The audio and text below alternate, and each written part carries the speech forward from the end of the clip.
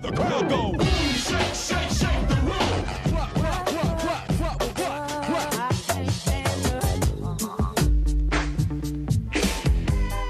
You can't touch this.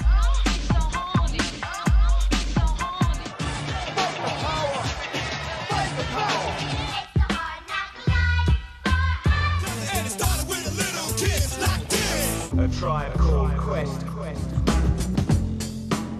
Hip-hop music has been with us for more than 20 years now, but what most of us haven't realized is how big it's become. Today, hip-hop outsells every other type of music.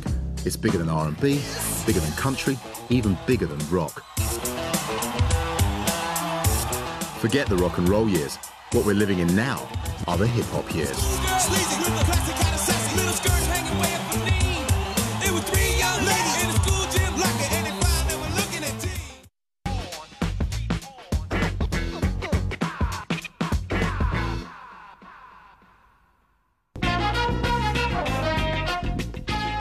Hip-hop owes its beginnings to a particular place and a particular time. The place was the South Bronx, and the time was the 1970s.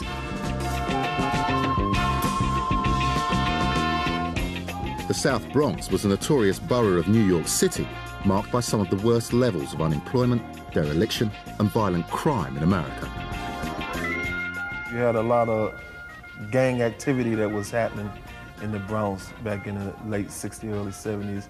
You had a lot of drugs in the communities, a lot of violence and robberies, things that was going on. The Bronx was called one of the destructive areas of the time. While life in the city had become tougher, mainstream black music in the 70s had softened into the ultimate form of crossover pop: disco.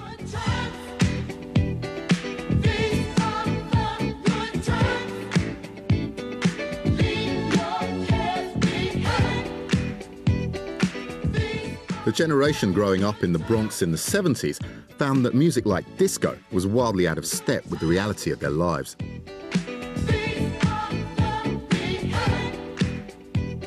It was something that seemed very far away from what ghetto kid on the street could realistically hope to attain or to be a part of. That whole idea of the flashy, the gaudy, the costume, all that stuff was something that hip-hop reacted against. So we created our own, you know, so we created our own parties. It was here that hip-hop's founding father, DJ Kool Herc, built his first sound system in 1971.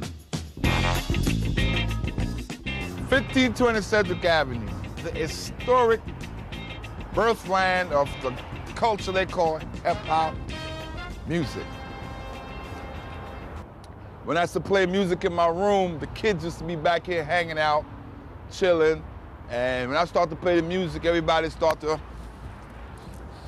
do their little stuff and break dance and all that type of stuff right here. Herc was one of the first DJs in the Bronx to borrow a technique from Manhattan's downtown discotheques: the use of two turntables.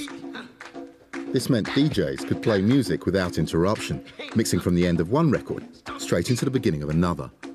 But unlike other DJs, Herc didn't play disco music. Instead, he specialized in the kind of hard-edged funk music that others ignored. Yeah, I remember going to the Herc parties, and that started in the community room, and it grew so big that we couldn't fit in the community room anymore. What singled out Herc as a DJ was his keen eye for crowd reaction. He noticed that the energy on the dance floor hit a peak during the instrumental breaks in the records, the point when the singing stops and the music carries on. From this simple observation, Herc came up with an idea that would become the basis of hip-hop. One night, I'm waiting for the record to play out.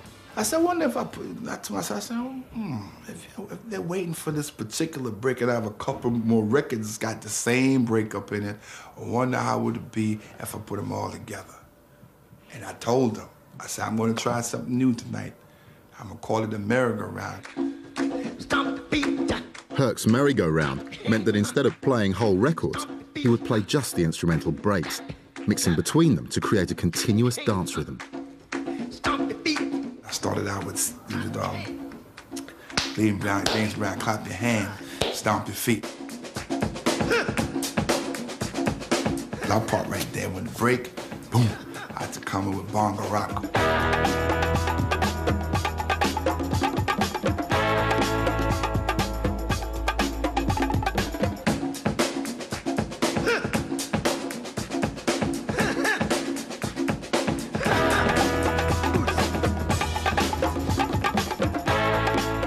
Bongo rock was still no vocals in it, and I would go into Baby Huey, you know, the Mexican.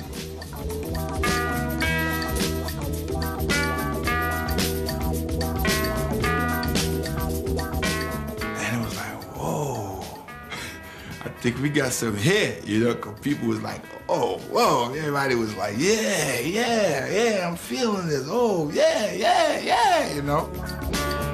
The instrumental breaks on the records became known as the break beats, and Herc's merry-go-round formula of mixing between them provided the blueprint for a new music. I saw Kool Herc, and I was 14 years old, and that very day when I saw his sound system and how loud it was and the records that he played would just change the way the party was going, and that's what I wanted to do for life.